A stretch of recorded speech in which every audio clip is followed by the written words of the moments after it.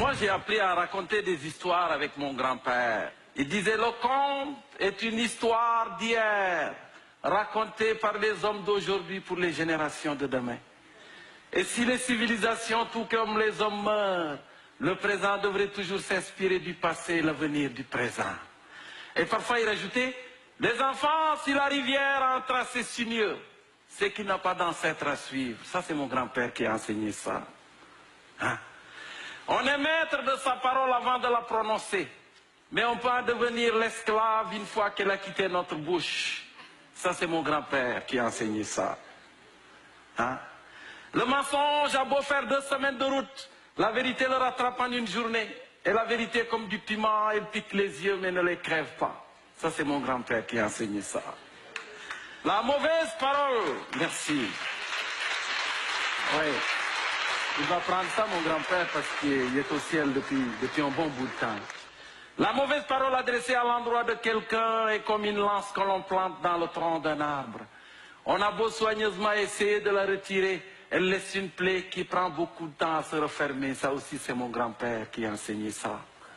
Des fois aussi, il disait, une langue qui fourche peut faire plus mal qu'un pied qui trébuche. Ça, c'est mon grand-père qui a enseigné ça. Si les politiciens sont comme les couches de bébé, alors il faut les remplacer régulièrement pour les mêmes raisons. Ça, c'est pas mon grand-père qui a enseigné ça. Par contre, mon grand-père enseignait, si ta barbe blanchit beaucoup plus vite que ta tête, c'est que probablement tu as passé ta vie à travailler plus de la bouche que du cerveau. Ça, il appelait ça le syndrome des politiciens en fin de carrière. Si tu cognes ta tête contre une cruche et ça sonne creux, n'en déduis pas forcément que c'est la cruche qui est vide. Ça, mon grand-père a enseigné ça. Pour jouer avec des fesses sans demander la permission, mieux vaut les avoir dans ses caleçons. Demandez ça à Dominique Strauss-Kahn. Ça, c'est mon grand-père qui a enseigné ça.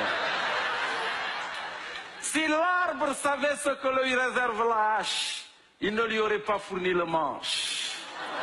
Ça, c'est mon grand-père qui a enseigné ça. Là, merci beaucoup. Dans ma jeunesse, quand j'avais un problème, j'allais voir mon grand-père, parce que dans mon pays, on dit un vieillard assis voit plus loin qu'un jeune homme debout. Et là, grand-papa se mettait debout pour nous parler, parce que dans mon pays, on dit aussi un vieillard debout voit plus loin qu'un vieillard assis.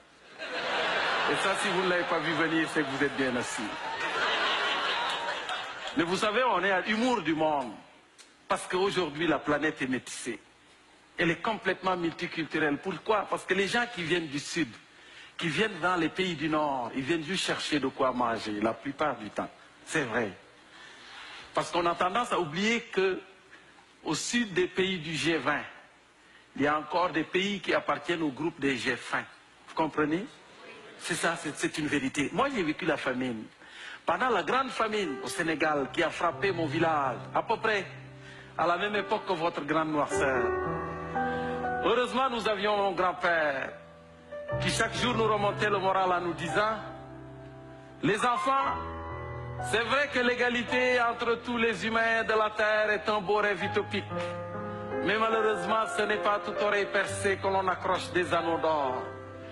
La preuve, la mer est bien pleine et pourtant il continue de pleuvoir dedans. Et parfois il rajoutait, si un jour vous êtes privilégié par la vie, sachez que vous le serez davantage en étant généreux avec les moins nantis. En plus, vous ne risquez que d'être comparable au soleil qui, lui, n'a jamais arrêté de briller au-dessus d'un village parce qu'il est petit. Et pendant cette famine, un jour, mon grand-père m'a remis un sac de grains en pleine nuit. Et m'a dit, Bouka, va déposer ce sac devant la maison des voisins qui ont de la difficulté à joindre les deux bouts. Le monsieur avait 12 enfants. Et quand j'ai demandé à grand-papa pourquoi il ne voulait pas donner le sac directement à ces gens-là, il m'a dit, Bouka, on ne faut pas faire ça. Celui qui veut venir en aide à quelqu'un doit attendre la nuit et déposer ce qu'il peut devant sa maison. De ce fait, quand ces gens-là se réveillent, ils ramassent discrètement le cadeau, mais ignorent l'identité de leur bienfaiteur. Et le lendemain, quand ils se promènent dans le village, chaque personne qu'ils croisent devient leur bienfaiteur potentiel. C'est de cette façon qu'on tisse les liens et cultive la solidarité sans enlever aux moins nantis leur dignité. Ça, c'est mon grand-père qui a enseigné ça. Oui.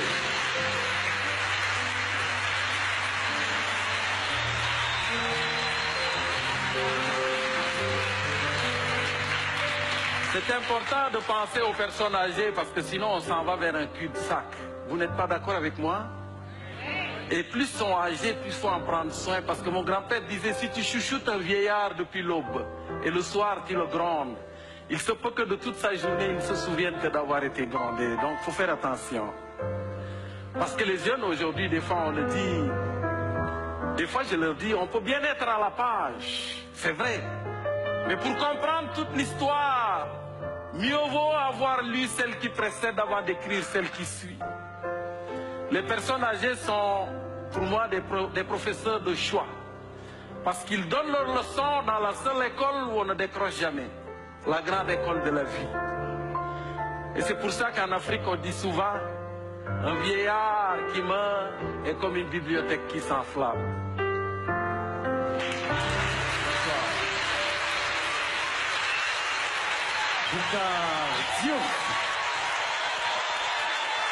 Merci beaucoup. Merci les gars, c'est ce qui termine l'entrevue. Oui. C'était super de vous recevoir. C'est pas à Adlib qu'on vivrait des affaires de Oh même, non, hein? jamais, monsieur, jamais. Ok. Ah. Mais oui, on donc! Aide-moi d'en sortir tant qu'à niaiser! Fantastique! Ah oui, Oui, ça! fantastique! Ah oui, c'est fantastique! Denis!